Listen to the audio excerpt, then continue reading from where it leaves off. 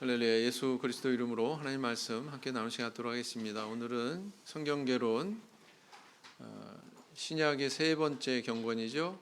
그리고 또 공간복음에서 마지막 경건인 누가복음이 되겠습니다. 누가복음의 원서의 제목은 카타루칸, 이렇게 누가라고 이렇게 번역이 되어 있는데 루칸 이렇게 발음을 하죠. 누가에 의한 이런 뜻입니다. 그래서 이에 의해 우리 한글 성경에서도 누가복음으로 이렇게 명명을 하고 있습니다.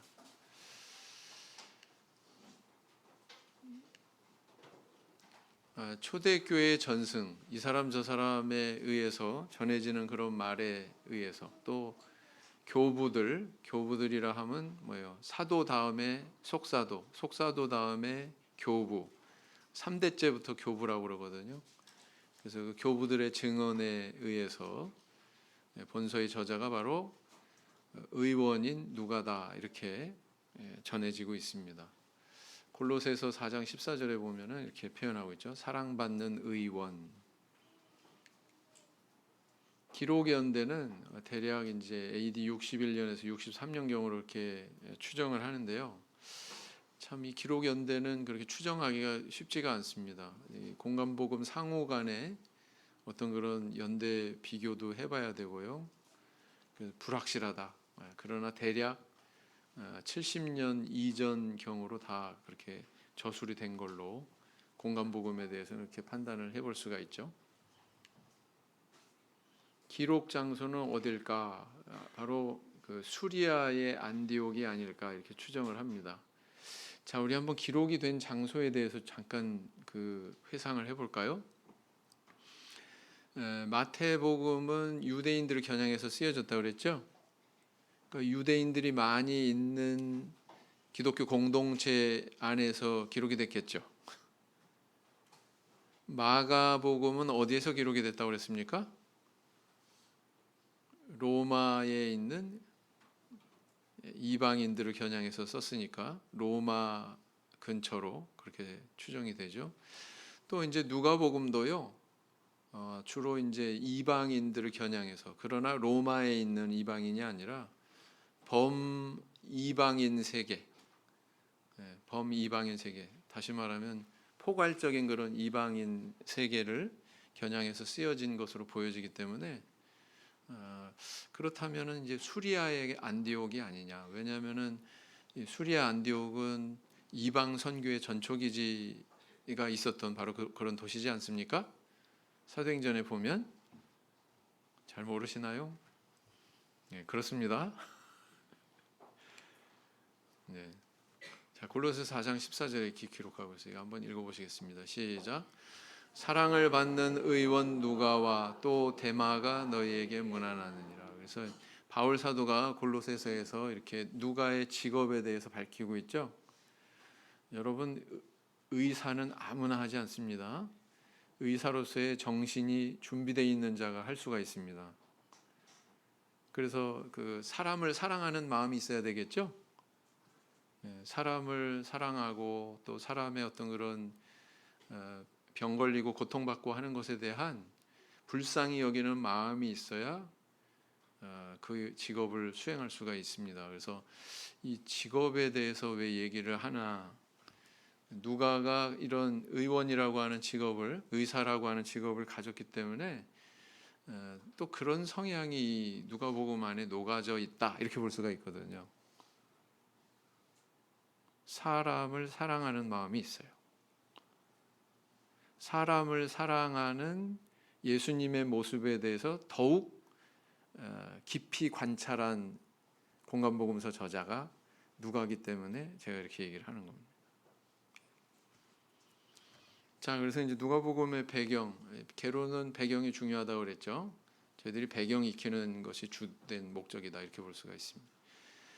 자, 누가의 저작은 신약성경에서 두 권이 있습니다. 누가복음과 사도행전 이렇게 두 권이죠. 아주 그 수려한 그런 헬라어로 기록이 되어 있다고 이렇게 평가하고 있습니다. 이 두 권의 성경은 모두 누가가 기록했는데 수신자도 동일해요. 다시 말하면 누구를 겨냥해서 썼냐면 데오빌로라고 하는 인물을 겨냥해서 쓰여졌습니다. 두 권이 다. 그래서 이 이름이 두 권 성경의 초입에 등장을 하고 있죠. 그 다음에 이 두 권에는 의사가 주로 사용하는 그런 용어, 전용어를 발견하게 됩니다. 발과 발목에 힘을 얻고, 그냥 안진뱅이가 일어섰다 이렇게 기록하지 않아요. 발과 발목에 힘을 얻었다. 굉장히 구체적인 신체를 지적을 하면서 그렇게 서술하는 것은 이 사람이 저작자가 바로 의사구나라는 것을 추정하게 한단 말이죠. 그렇다. 위에 형제반 밑에 자매반 읽어보실까요? 시작. 그 모든 일을 근원부터 자세히 미루어 살핀 나도 데오빌로 각하에게 차례대로 써 보내는 것이 좋은 줄 알았노니. 자매반 시작. 데오빌로여, 내가 먼저 쓴 글에는 무릇 예수의 행하시며 가르치시기를 시작하심부터 그랬습니다.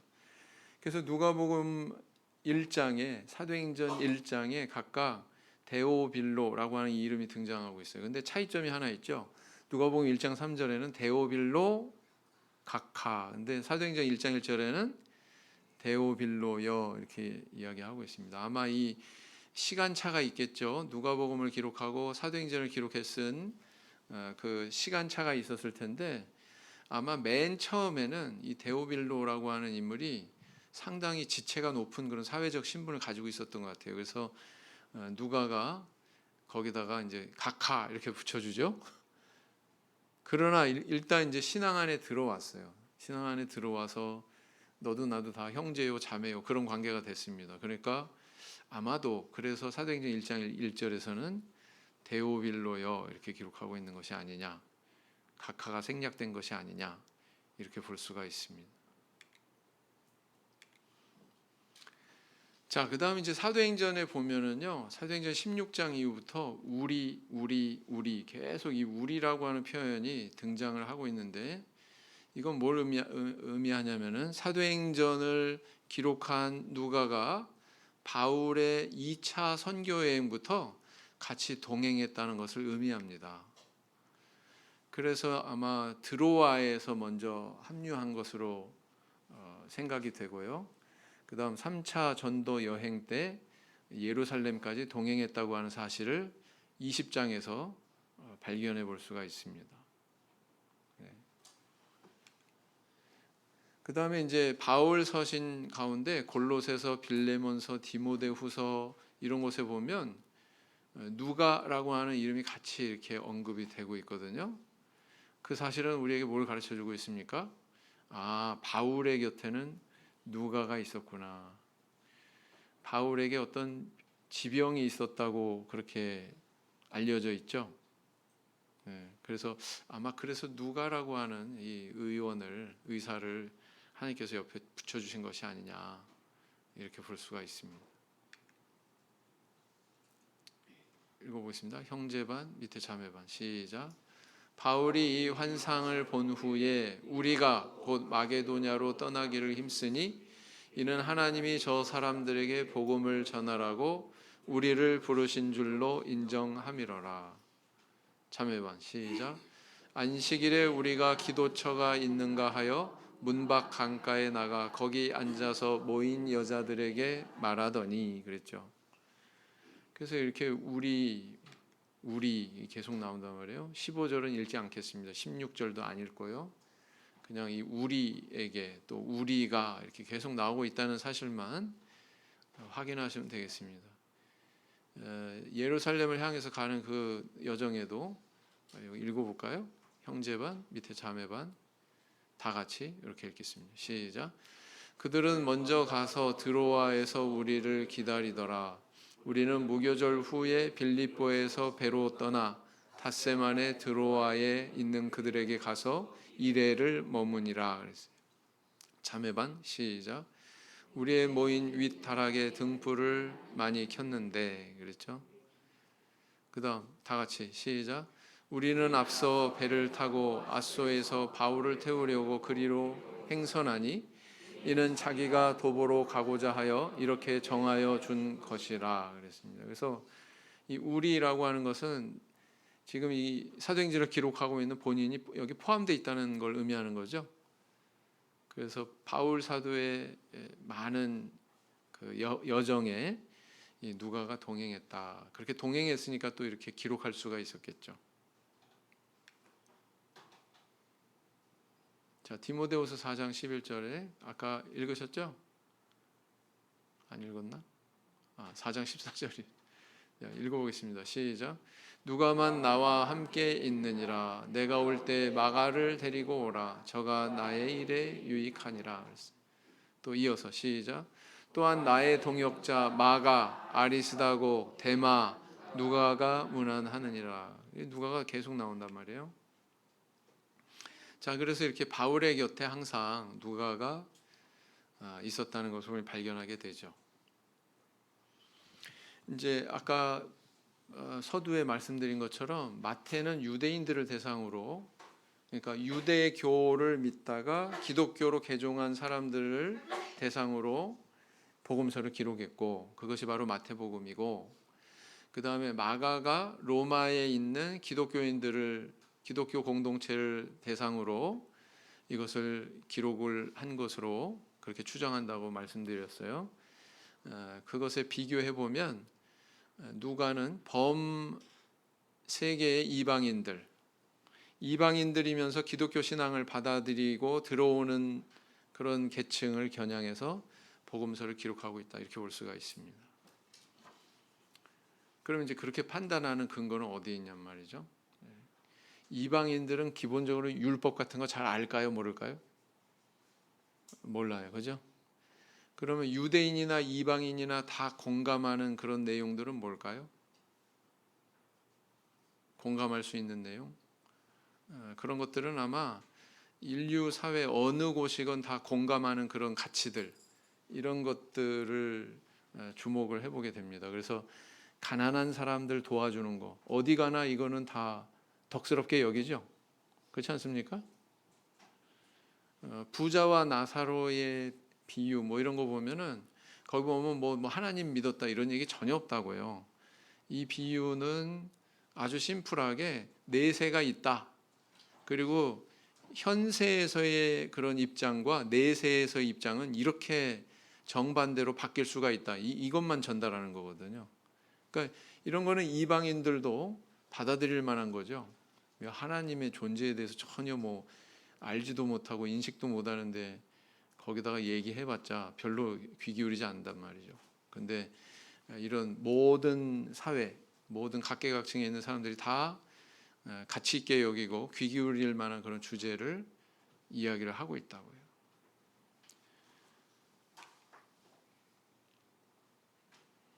또 한 가지 얘기하면은 부자라고 하는 단어가 가장 많이 나오는 복음서가 어딘 줄 아세요?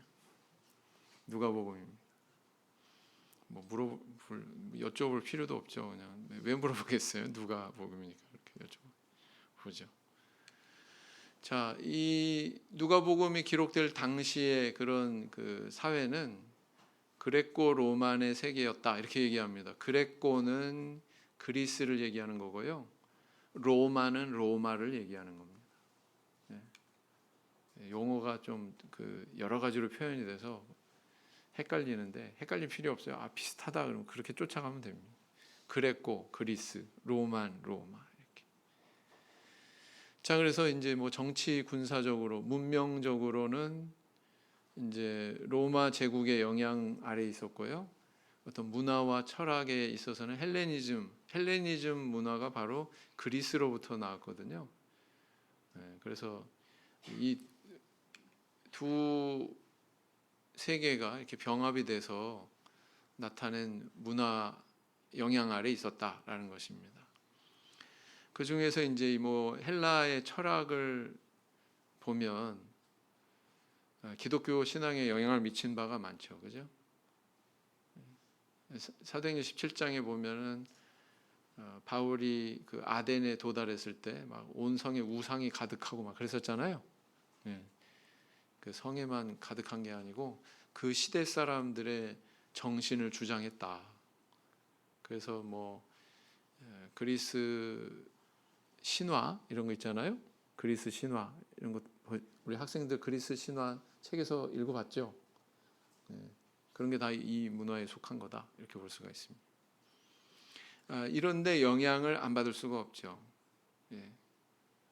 그런 사람들에게 복음을 전하니까 때로는 이게 그 상충하고 서로 이렇게 충돌하고 때로는 이렇게 막 변질의 어떤 그런 기독교 복음이 변질되는 그런 어떤 도전의 상황들이 조장되고 이런 영향이 있었다라는 겁니다.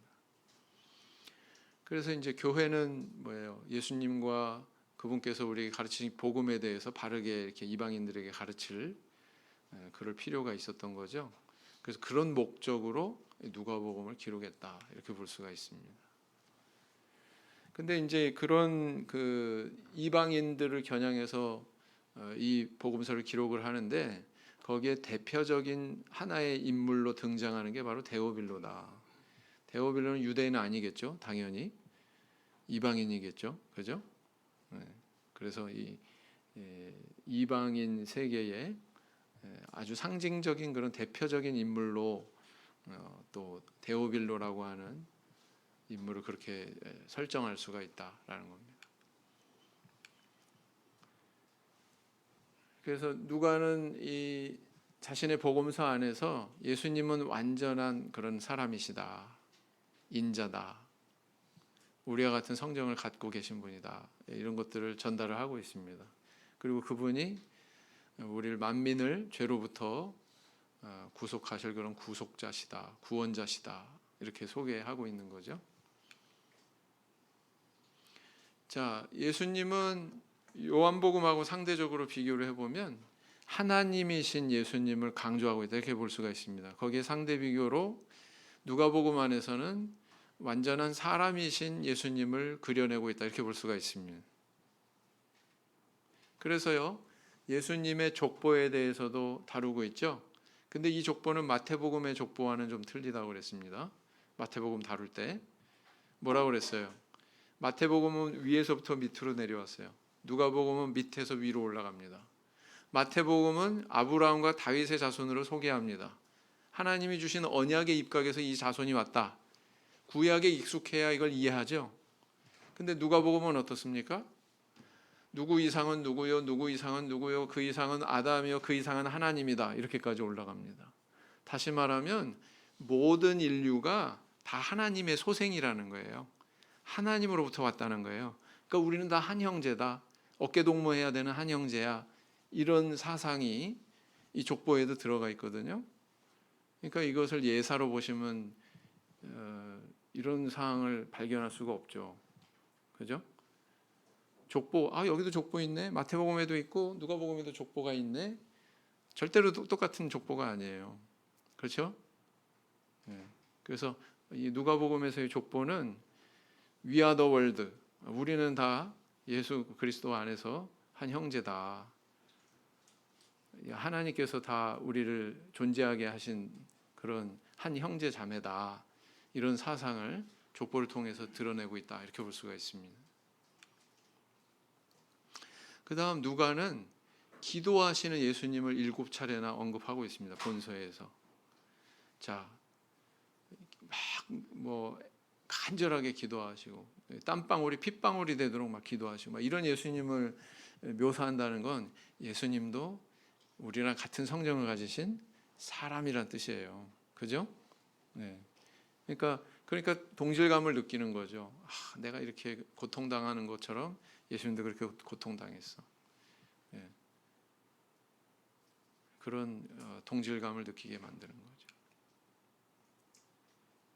그래서 이제 기도하시는 예수님에 대해서 어떻게 기록하고 있나 보시면은요, 예수는 물러가서 한적한 곳에서 기도하시니라. 우리 성도님들 혼자 되기 즐겨 하십니까?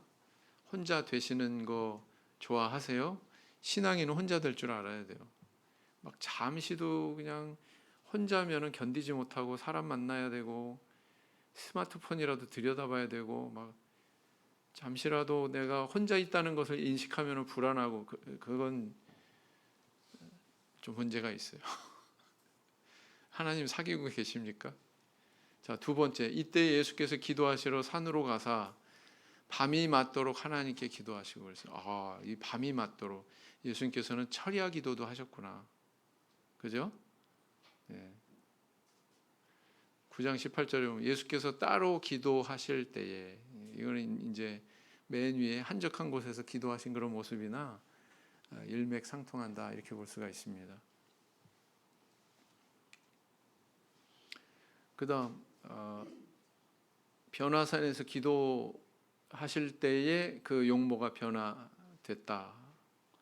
예수님의 세 제자 베드로, 야고보, 요한과 같이 산에 올라가서 용모가 변화됐는데 그 용모가 변화되는 때가 바로 기도하실 때였다라는 것을 이렇게 알 수가 있죠.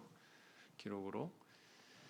누가복음 11장 1절에서는 예수께서 한 곳에서 기도하시고 마치심에 그랬어요. 그런데 제자들이 이걸 봤어요. 그리고 제자들이 뭘 요구합니까? 우리에게도 기도를 가르쳐 주세요. 요한, 여기서 요한은 세례 요한을 얘기하는 거죠. 세례 요한이 그의 제자들에게 기도를 가르친 일이 있었나 보다라는 걸 알 수가 있고요. 그 다음에 또 예수님의 제자들도 요한의 제자들처럼 가르침 받기를 원했다는 것을 알 수가 있습니다. 자, 그럼 무슨 기도를 가르쳤을까요? 어려우세요? 1번 방언 기도, 2번 오성 기도.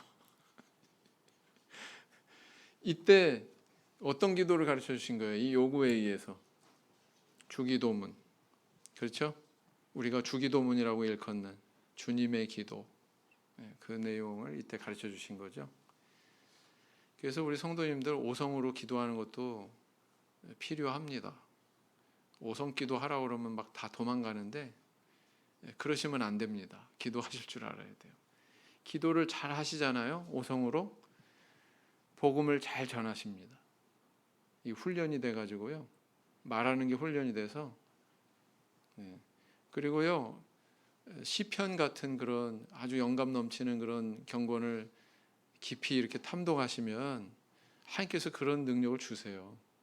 그런 은사를 주십니다. 그래서 오성기도 하는 것도 학습하고 배우셔야 된다. 이걸 말씀드리고 싶습니다. 누가복음 22장 44절에 보면 또 예수님께서 겟세마네에서 기도하실 때에 대해서 이렇게까지 표현을 하고 있어요. 기도하시니 땀이 땅에 떨어지는 핏방울 같이 되더라.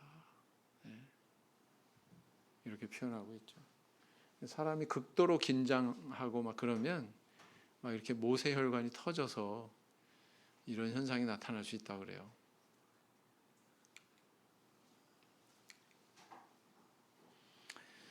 그 다음 또 이제 누가복음을 볼 때 주목이 되는 사실은 뭐냐면은 누가는 역사적인 의식이 굉장히 깊어가지고 어떤 사건이 일어났을 때 그 사건의 연대기에 대해서 관심이 깊습니다. 무슨 일이 언제 일어났다 이런 것을 굉장히 자세하게 기록을 하고 있거든요. 예수님이 언제 태어나셨다고 그래요? 예수님 출생을 기준으로 뭐예요? BC와 AD를 나눈다 그렇게 알고 있지만 사실 정확하게 얘기하면은 BC 4세기 또는 BC 4년, BC 6년으로 그렇게 알려져 있거든요. 견해에 따라서 이렇게 둘로 나눠집니다. 그렇게 판단할 수 있는 근거가 공관복음서 중에서 한 권 때문인데 그 한 권이 바로 누가복음입니다. 그렇게 판단할 수 있는 근거가. 왜냐하면은 역사책에 나와 있는 거랑 대조해 봐서 아는 거거든요. 그래서 보면은 로마 황제 아구스도가 인구조사 명령을 내린 때를 기록을 하고 있어요. 누가요? 누가가. 말이 중복되죠. 세례 요한에게 하나님의 말씀이 임한 시기가 바로 누가 어디를 통치하고 누가 어디를 통치하고 누가 어디를 통치하고 할 때 바로 하나님의 말씀이 세례 요한에게 임했다. 아마 다른 저자 같으면 그냥 하나님의 말씀이 언제쯤 요한에게 임했다 이렇게 간단하게 얘기할 텐데 요한은 그렇게 기록하고 있지 않죠. 그러니까 굉장히 연도에 대해서 꼼꼼하게 챙겨서 기록하는 사람이구나. 역사적인 의식이 깊구나. 크구나라는 것을 알 수가 있습니다. 읽어보실까요? 시작. 이때에 가이사 아고수도가 영을 내려 천하로 다 호적하라 하였으니 이 호적은 구레뇨가 수리아 총독되었을 때에 첫 번 한 것이라. 자, 호적 조사를 두 번 할 수도 있고, 여기까지만 읽을게요. 두 번 할 수도 있고 세 번 할 수도 있고 그런데 그것 때문에 연도가 헷갈릴까 봐 첫 번째 조사할 때다 이런 것까지 기록을 하고 있어요. 대단하죠? 네, 그렇습니다. 그래서 예수님이 BC 4년 또는 BC 6년에 출생하셨다는 것을 알 수가 있는 거죠. 세상 역사책과 거기 대조하면서. 누가복음 3장 1절에서 2절 또 읽어보겠습니다. 시작. 디베료 가이사가 위에 있은지 15해 곧 본디오 빌라도가 유대의 총독으로 헤롯이 갈릴리의 분봉왕으로 그 동생 빌립이 이두레와 드라고니 지방의 분봉왕으로 루사니아가 아빌레네의 분봉왕으로 안나스와 가야바가 대제사장으로 있을 때에 하나님의 말씀이 빈들의 사가랴의 아들 요한에게 임한지라 그랬어요. 여기서 제일 중요한 사실은 뭐예요? 하나님의 말씀이 빈들에 있는 요한에게 임했다 이거죠. 근데 저 빨간색으로 돼 있는 건 다 그 말씀이 임한 때가 언젠지를 밝히는 내용이에요. 그래서 이렇게 역사의 연대기에 대한 관심이 깊은 저자가 누가였다는 것을 알 수가 있습니다. 그 다음에 이제 누가복음 안에는요, 이방인, 여성, 어린아이, 가난한 자, 세리와 죄인 같은 사회적으로 소외된 계층에 관심이 많다라는 것을 알 수가 있습니다.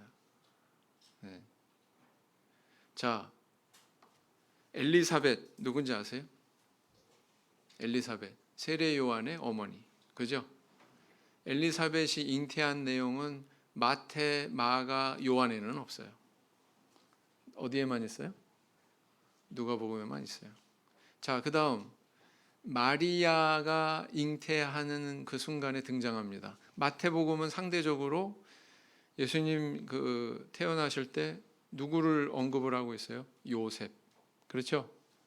근데 누가복음에서는 마리아, 주의 계집종이 오니 말씀대로 내게 이루어지이다. 그러잖아요.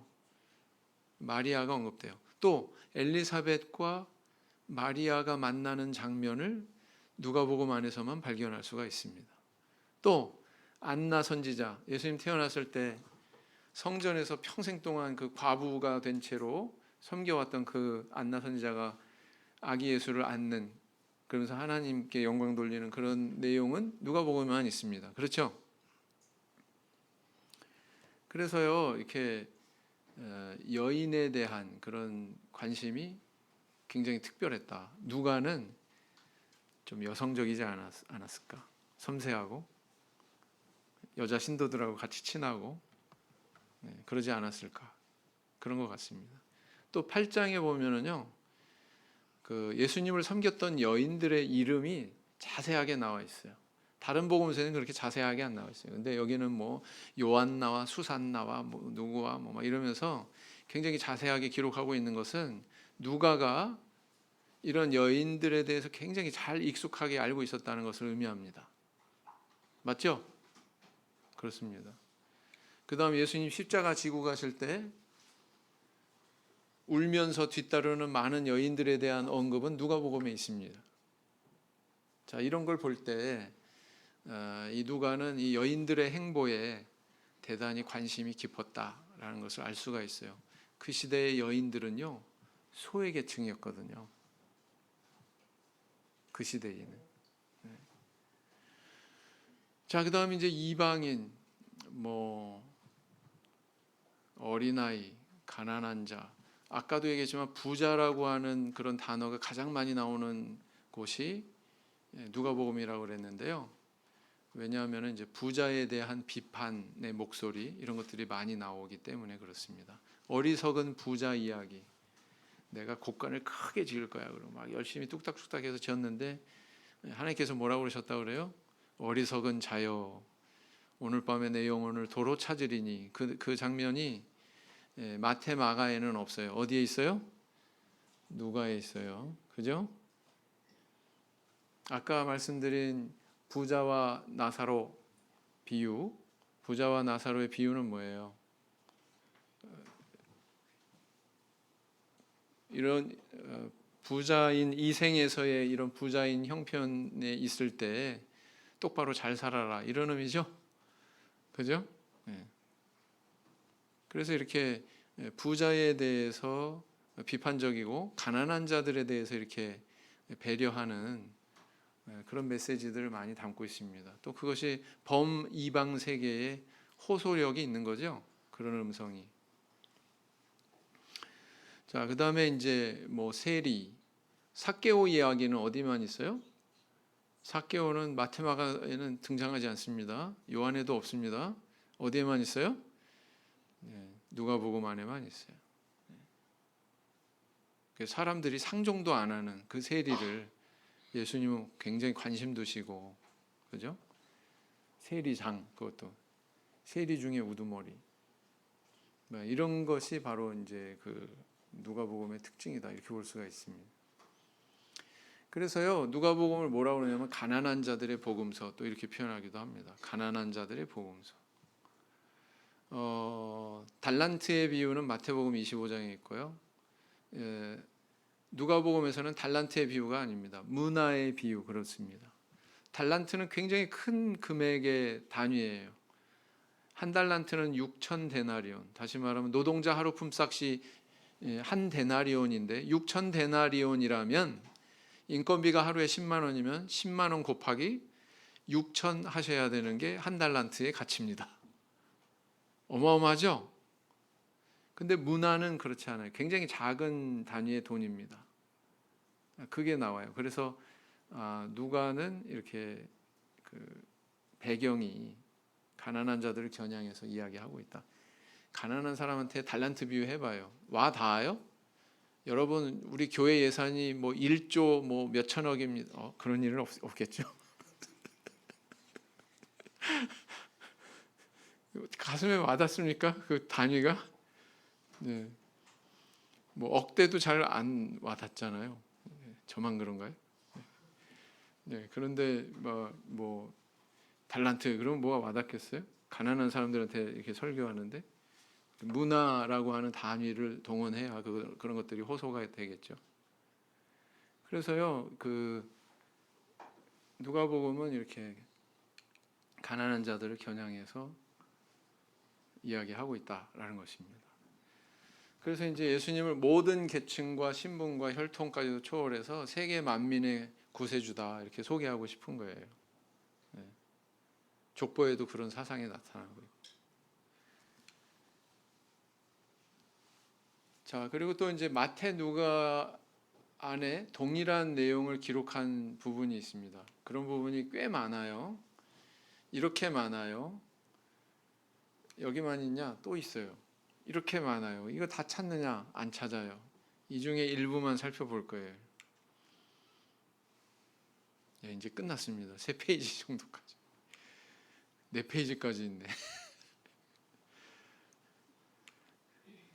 자, 마태 누가만의 기록이라고 하는 뜻은 마가복음에는 기록이 있다는 거예요? 없다는 거예요? 없다는 거예요. 마가복음은 16장밖에 안 되죠. 반면에 마태복음은 28장이고 누가복음은 24장이에요. 훨씬 분량이 많은데 어떤 내용들이 있냐면 마태와 누가가 공유하는 내용들이 있어요. 이렇게 한 사람이 두 주인을 섬기지 못한다 하는 이 말씀도 마태 누가에만 있습니다. 또 뭐가 있어요?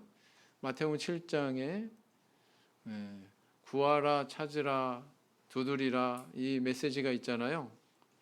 마태복음에는 근데 뭘 구해라라는 것을 구체적으로 언급하고 있지 않습니다. 누가복음에서는 성령을 구하라고 그렇게 말씀하고 있죠. 그죠? 뒤집어졌나? 잠깐 확인하겠습니다.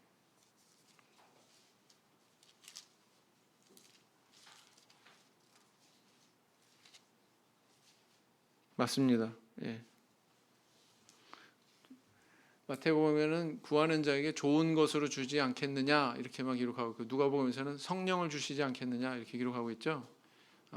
기록을 해도 약간의 어떤 변화와 수정은 있었구나라는 것을 알 수가 있고요. 그다음 또 뭐 백부장 이야기 있잖아요. 백부장 이야기. 백부장이 자기 늙은 병든 종을 위해서 예수님 앞에 나왔었다고 하는 그 내용을 마태복음과 누가복음에서 기록을 하고 있습니다. 그런데 여기도 좀 차이가 있죠. 누가복음에서는 어떻게 기록하고 있냐면은 백부장이 직접 나간 게 아니고 백부장과 사귐이 있었던 유대인 장로들한테 부탁해서 간접적으로 그렇게 요청한 것으로 이렇게 기록하고 있습니다. 누가 더 자세히 알고 있었을까요? 이 사안에 대해서. 마태일까요? 누가일까요? 누가겠죠? 그렇습니다. 그 다음에 이제 뭐 천지의 주제이신 아버지여 이렇게 된 것이 뭐 아버지의 뜻입니다. 뭐 이 내용이 나오는 것도 역시 마태, 누가에만 있습니다. 예루살렘아 예루살렘아, 예수님께서 눈물 흘리시면서 그 감람산 근처에 있는 동산에서 쳐다보시면서, 예루살렘 성을 쳐다보시면서 이렇게 눈물 지으셨던 그 내용도 역시 마태, 누가에만 있고요. 그렇습니다. 뭐 기타 이런 정도 보시면 될 것 같아요. 그래서 이제 결론은 뭐냐면은 마태와 누가가 참조한 어떤 노출되지 않은 원시 문서가 있었을 것이다 이렇게 볼 수가 있죠. 그죠? 그러지 않았을까요? 왜냐하면은 문장의 어떤 그 구조나 서술도 일치되는 면들이 많거든요. 일치되는 면이 조금만 있어도 의심스러운데 그 내용이 많다는 얘기는 문장의 순서, 단어 순서 이런 것까지 똑같이 그렇게 기록한 것이 많다는 얘기는 다른 데서 옮겨 적었을 가능성이 매우 높다. 그렇죠? 둘이 공유했던 어떤 자료가 있었던 것 같다. 이거는 마가는 알지 못했던 문서겠죠. 그러나 이제 주목할 사실은 뭐냐면은 그 문서를 아마 참고했더라도 또 마태나 누가 각각의 관점에 따라서 어느 정도의 뭐 추가하거나 삭제하거나 수정하거나 뭐 이런 부분이 발견이 됩니다. 자, 그러면은 두 사람만 공유한 내용이 있냐? 사실 중요한 건 뭐냐면은 누가만 기록한 내용도 있다는 거예요. 누가만 기록한 내용도 있어요. 그 내용이 뭐냐? 그 내용을 주목하면 누가는 어디에 초점이 있는지가 가늠이 되죠. 요한과 예수님의 탄생 기사, 뭐 이것도 누가복음에 있죠. 뭐 아까 얘기한 뭐 엘리사벳, 뭐 사가랴, 뭐 이런 인물이 등장하는 것은 누가복음에만 기록하고 있습니다. 예수님께서 자기 규례를 쫓아 회당에 들어가셨어요. 안식일에. 이것도 특이한 사실이죠. 이것도 다른 복음서에서는 발견할 수 없는 그런 서술입니다. 예수님이 안식일에 자기 규례대로 회당에 들어가셔서 설교하신 그 내용을 기록을 하고 있습니다. 그다음 베드로가 어떻게 예수님 따르게 됐는지, 어떻게 만선의 기적이 있었는지 뭐 이런 것에 대해서 누가복음을 통해서만 알 수가 있습니다. 다른 복음서에서는 나타나지 않는 나인성 과부 이야기가 나오죠. 그의 독자가 죽은 아들이 다시 부활하게 되는 그런 내용은 누가복음에만 있습니다. 그래서 구체적으로 보시면은요, 여기도 많죠. 누가복음 안에만 기록된 게 참 많아요. 마리아가 천사에게 말하되 나는 사내를 알지 못하니 어찌 일이 있으리까. 아까 말씀드린 대로 마태복음에서는 요셉이 주인공인데 누가복음 안에서는 마리아가 주인공이, 그죠? 예수님 탄생 무렵에. 그다음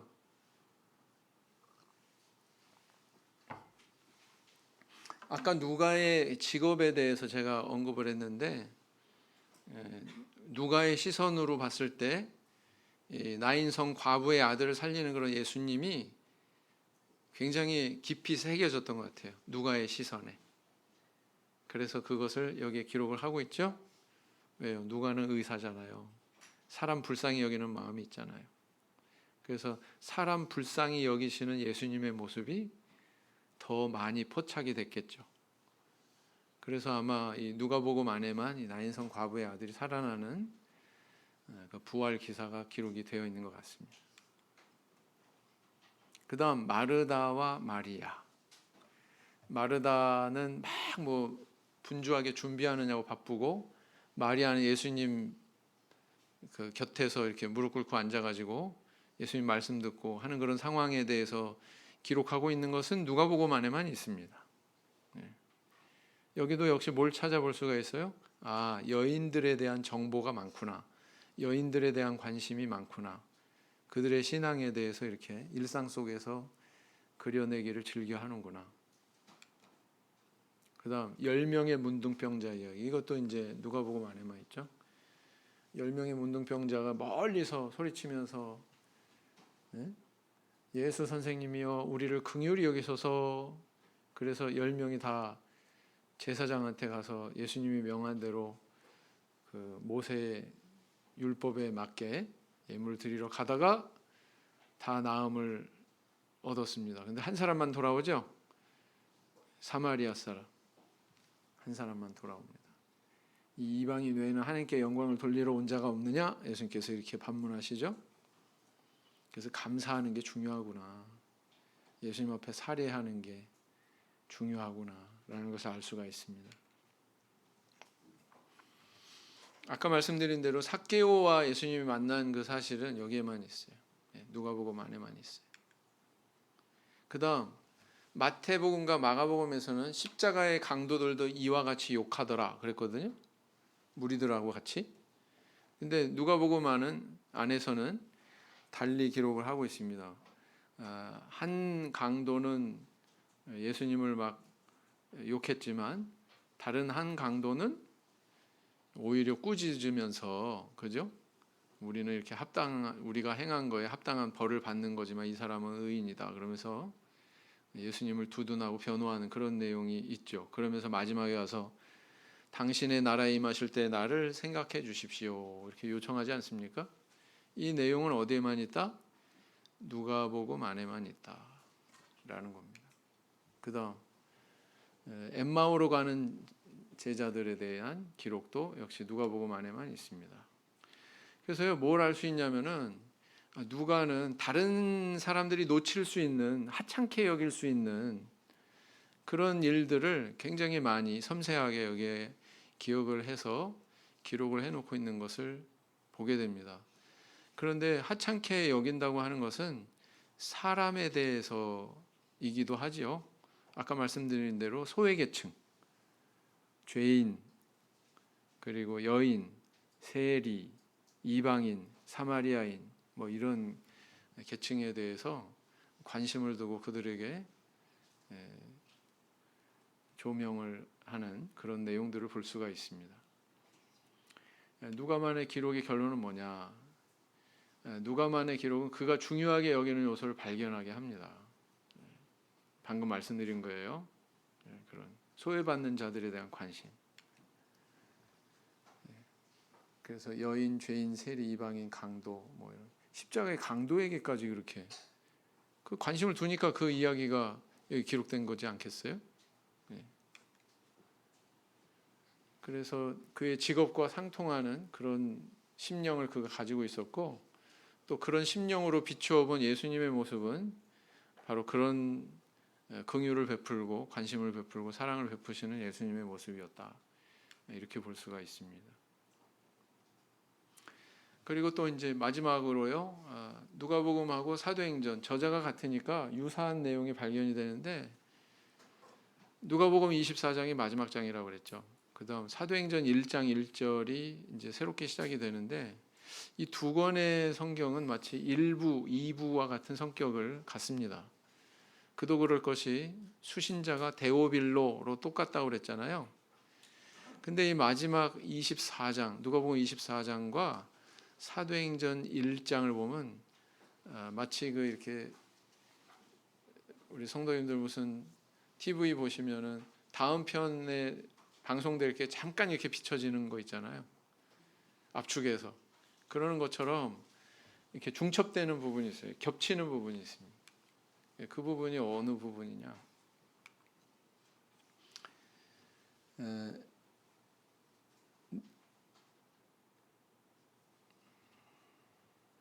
예루살렘에서 시작이 될 거다.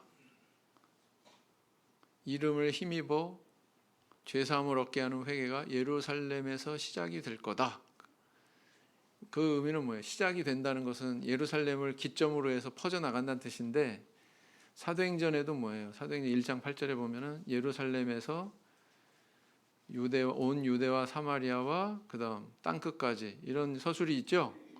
굉장히 유사하게 그렇게 서술을 하고 있습니다. 그 다음 증인이라 48절에 보면 증인이라 그랬거든요. 성경하고 같이 비교해 보세요. 24장에 손가락 끼고 사도행전 1장에 손가락 끼고 이렇게 왔다 갔다 하면서 비교해 보시면 됩니다. 그 다음 내 증인이 되리라 이 말씀이 있는데, 누가복음과 동일하게 증인이라는 단어를 찾아볼 수가 있죠. 그 다음 아버지의 약속하신 것을 똑같이 표현하고 있어요. 아버지의 약속하신 것 이렇게 49절에 24장 49절에 그 다음 사도행전은 4절에 그죠? 예루살렘을 떠나지 말고 아버지의 약속하신 것을 기다리라 이렇게 이야기하잖아요. 근데 또 뭐예요? 이 성에 유하라 이 말씀도 누가복음에 있어요. 그래서 상당히 내용상 유사한 내용을, 겹치는 내용을 마지막 장과 첫 장에서 이렇게 기록하고 있는 것을 발견할 수가 있습니다. 그리고 여기 기록되지 않은 또 한 가지, 예수님이 그들 보는 앞에서 승천하셨다라는 기사도 누가복음 24장과 사도행전 1장에서 찾아볼 수가 있습니다. 그죠? 마태, 마가에는 있어요, 없어요? 없어요. 어디에 있어요? 누가복음 24장과 사도행전 1장에만 있습니다. 자, 그래서 이렇게 오늘은 누가복음에 대한 개론 첫 번째 시간 내용을 살펴봤습니다. 묵상 기도하시겠습니다.